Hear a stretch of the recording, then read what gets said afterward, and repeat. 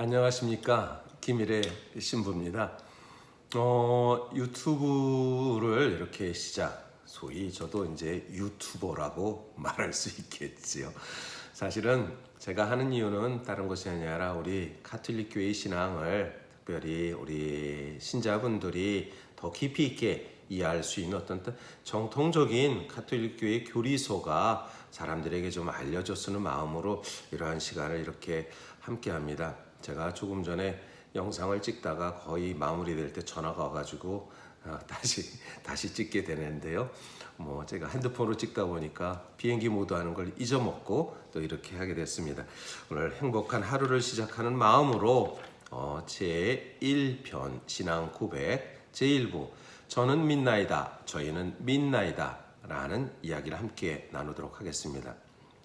우리는 신앙 고백을 할 때 저는 믿나이다, 저희는 믿나이다 라는 말로 시작합니다.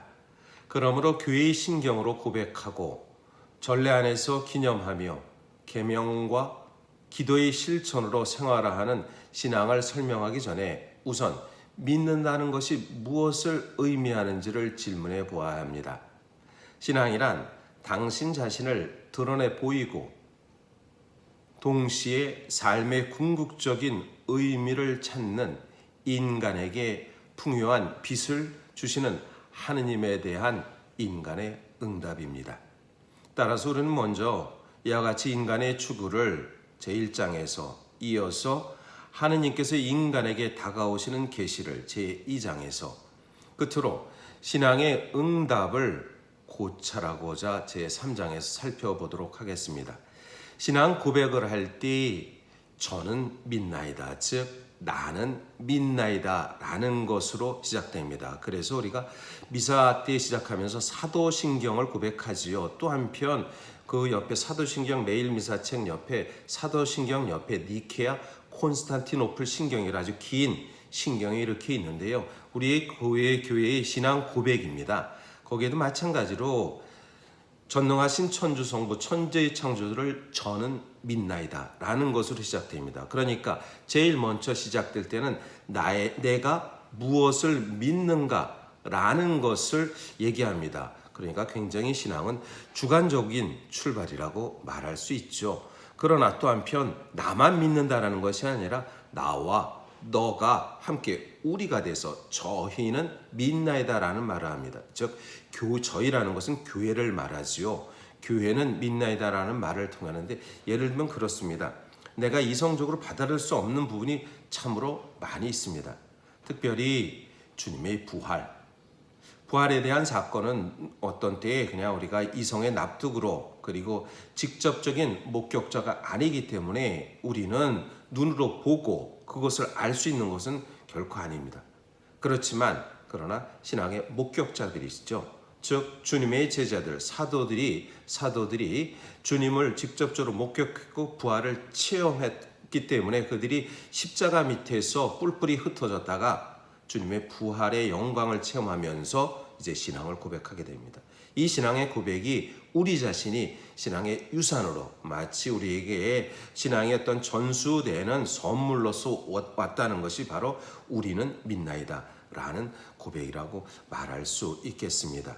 그래서 우리는 이 신앙을 믿음을 고백하기 위해서는 전례 생활을 통해서 그리고 또 실천의 삶을 통해서 그리고 이 삶의 모습을 드러내는 것을 통하지만 제일 중요한 건 나 자신이 믿음이 무엇인가라는 것을 기억해야 할 것입니다. 저는 세례를 조금 어렸을 때 세례를 받지 않았습니다. 제가 대학교 2학년 때 물론 제가 중학교 2학년 때 교리를 받다가 이렇게 여러 가지 이유로 사실 그거 있잖아요. 어린 나이에 교리 받다 보면 받기 싫고 그래서 부모님이 당시 천주교에 입교할 때 저도 같이 입교를 했다가 그때 제가 사실 이렇게 떨어지게 돼서 세례를 받지 못하고 나중에 대학교 2학년 때 이제 대학 2학년 마치고 군대를 갔는데요. 2학년 때 어머니의 바람으로 이렇게 세례를 받았습니다. 그리고 나서 제가 그때 아마 1981년도에 이렇게 돼 있는데 그리고 87년도에 이제 세례 받고 이제 군대 갔다가 돌아와서 다시 대학교 복학하고 그러면서 대학 졸업한 동시에 저는 사실 87년도에 신학교를 들어갔습니다.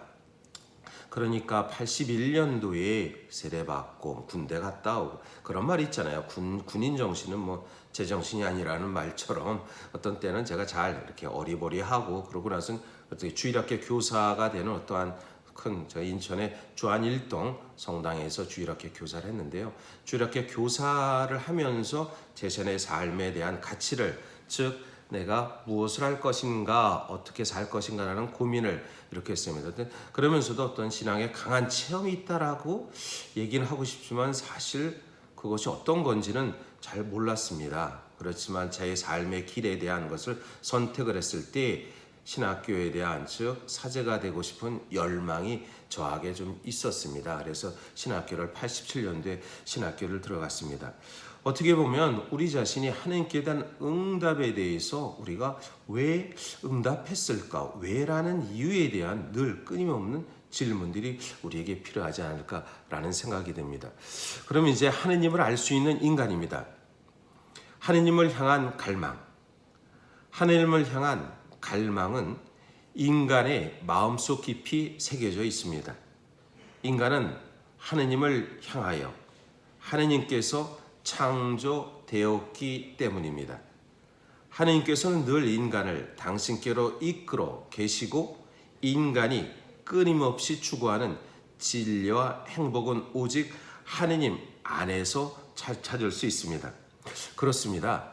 우리가 우리 자신이 만약에 물론 여기서 하느님을 향한 갈망이 있을 때 우리 자신이 어떠한 막연히 그리스도교가 말하는 하느님이라고 말하기는 좀 그렇습니다. 우리 인간 안에 신에 대한 것은 분명히 있습니다. 왜냐하면 우리 자신이 절대자와 우리 유한자와 무한자의 관계 속에서 맺어지는 그것은 끊임없이 우리가 삶의 추구의 가치를 이렇게 갖고 있다라는 것을 얘기할 수 있습니다. 사목헌장 19항, 즉 사목헌장은 교회의 가르침 가운데 공의의 문헌에 있습니다. 1965년에 반포된 주교님들이 반포한 교회 가르침인데요. 사목헌장의 19항에 이런 말씀이 있습니다. 인간의 존엄성에 빼어난 이유는 하느님과 친교를 이루도록 부름받은 인간의 소명에 있다. 인간은 이미 태어날 때부터 하느님과 대화하도록 초대받았다. 하느님의 사랑으로 창조되고 언제나 하느님의 사랑으로 보존되지 않는다면 인간은 결코 존재할 수 없기 때문이다. 또한 그 사랑을 자유로이 인정하고 자기 창조주께 자신을 맡겨드리지 않고서는 인간은 온전히 진리에 따라 살 수 없다. 그렇습니다. 우리 자신이 보면 우리는 사실 일상 가운데 살면서 열심히 성실히 가치로운 삶을 살아갑니다.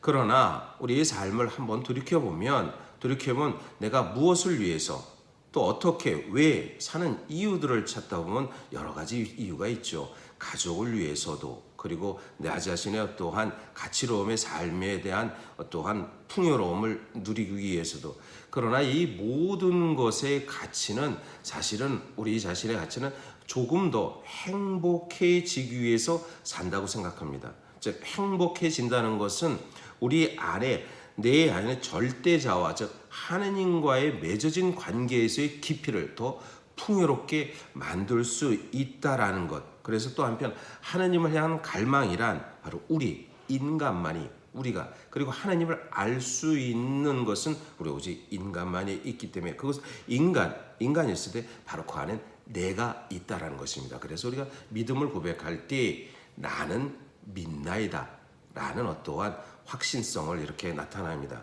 그래서 우리가 보면 하나님에 대한 갈망을 다시 한번 간직하는 시간을 함께 가지고요. 오늘도 행복한 하루 되시기를 바라겠습니다. 네, 고맙습니다.